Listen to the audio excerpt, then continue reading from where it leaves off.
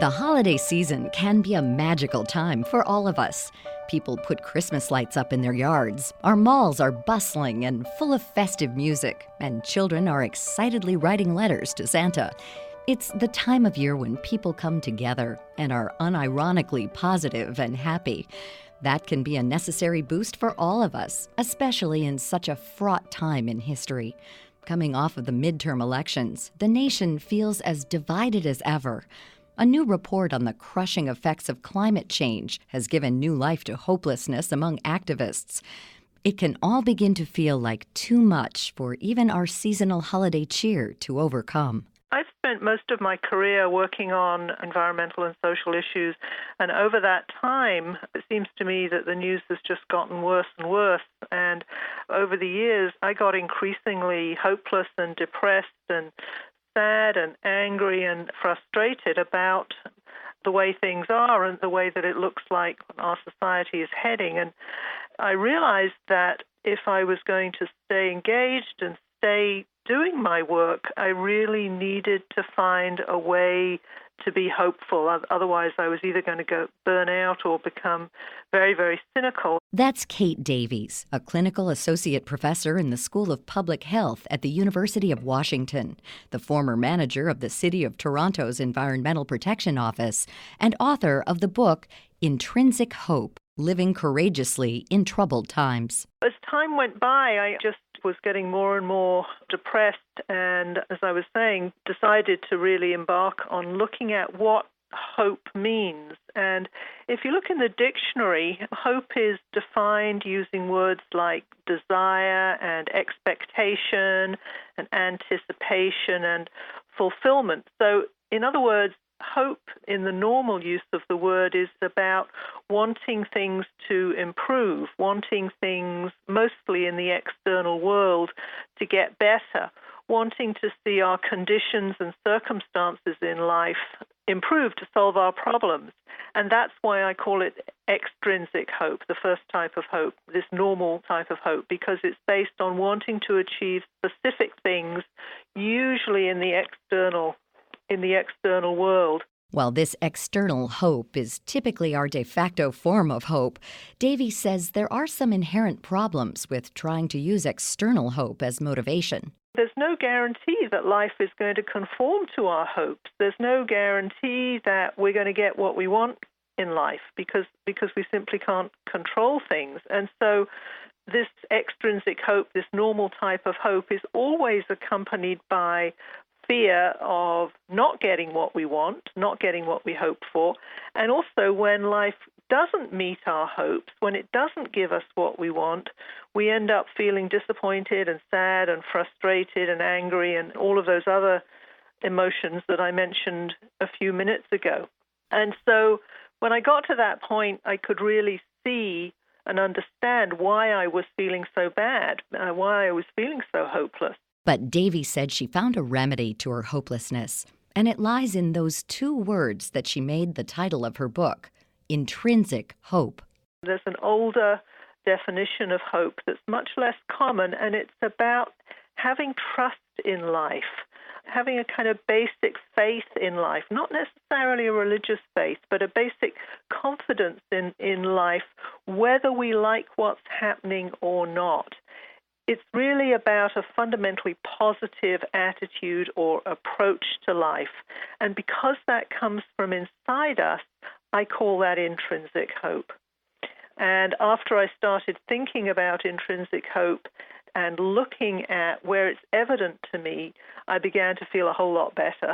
But okay, how effective can just thinking about hope differently really be? Could this subtle shift in expectation really transform the way we see the world?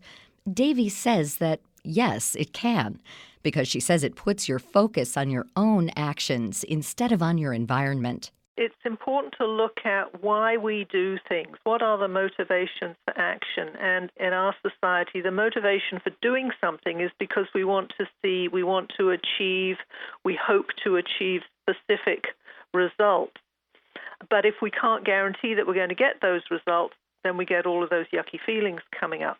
But with intrinsic hope, we can act simply because we care, simply because we are good people, simply because we want to behave ethically, to do the right thing in a circumstance, simply because it's the appropriate thing to do. Davies says this type of motivation isn't some novel concept. It's actually all around us if we open our eyes to it.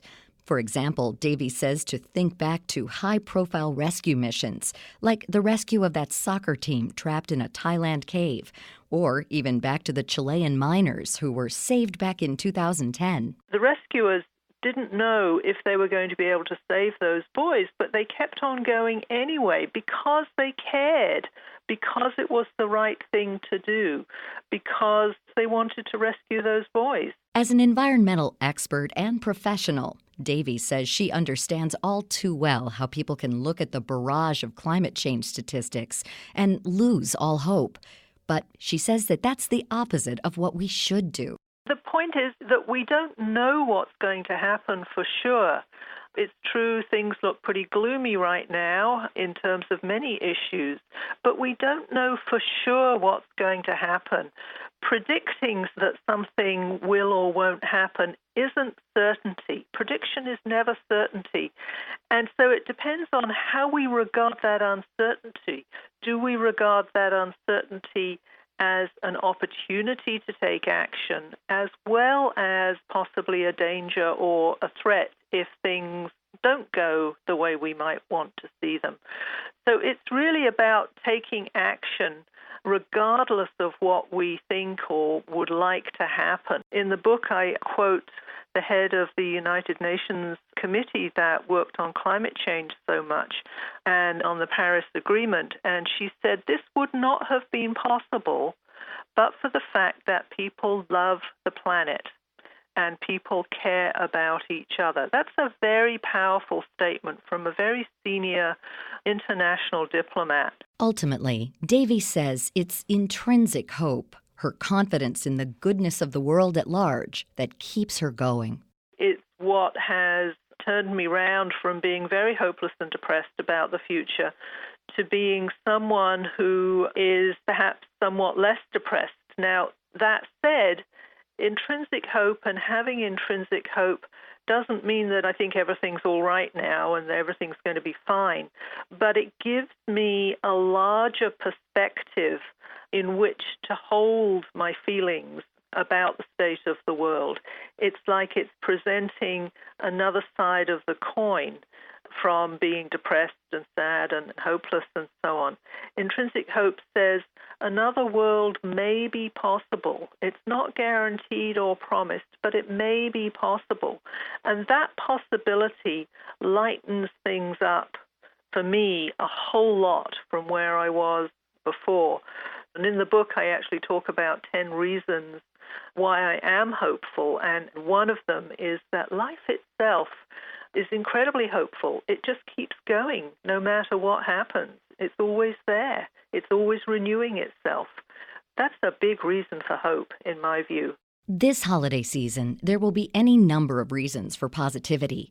Intrinsic Hope offers another tool in our struggle to stay motivated and keep the good vibes flowing into the new year. Kate Davies' book, Intrinsic Hope, is available now. For links and more information on all of our guests, visit our site at viewpointsonline.net. Our show is written and produced by Evan Rook, studio production by Jason Dickey. Reed Pence is our executive producer. I'm Marty Peterson.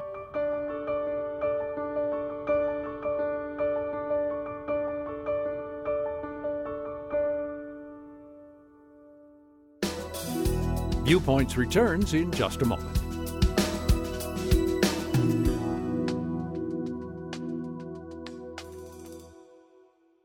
Been looking for the perfect holiday gift for that coffee or latte lover in your life? Make it a special one with the Keurig K-Latte single-serve coffee and latte maker available exclusively at Walmart for only $99. The new Keurig K Latte single-serve coffee and latte maker allows coffee lovers to enjoy regular single-serve coffee or lattes in the comfort of their own home. Use any K-Cup pod to brew coffee or make delicious lattes. While most specialty coffee makers can be complicated, time-consuming, and messy, the Keurig K Latte Coffee House Brewer is simple to use, allowing consumers to prepare coffee or lattes in minutes. Swing by your local Walmart or find the K Latte Coffee House Brewer at walmart.com for the everyday low price of $99 and give the gift of a more delicious holiday.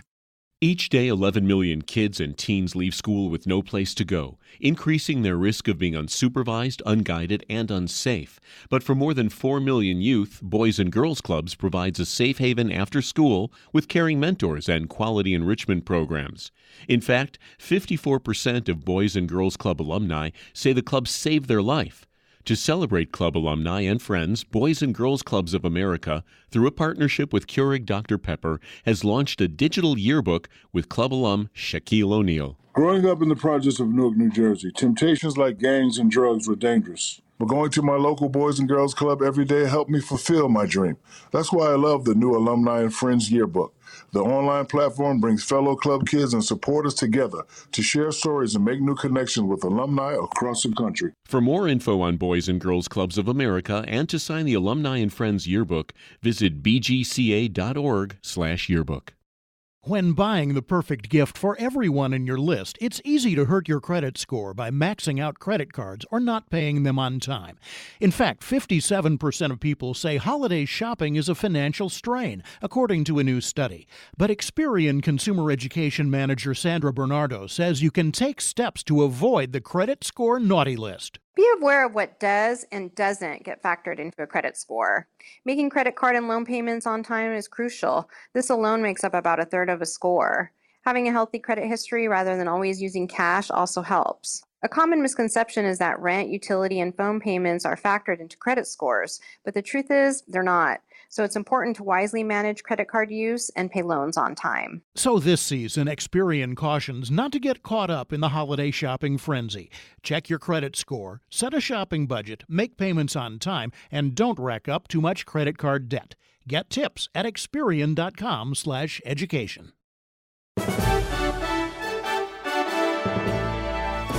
And that's Viewpoints for this week. Viewpoints is a production of Media Tracks Communications. You can follow us on Twitter and Facebook to learn about upcoming shows and find a library of past programs on iTunes. Plus, you'll always find podcasts of our segments and information about our guests at viewpointsonline.net. Join us again next week for your public affairs magazine, Viewpoints.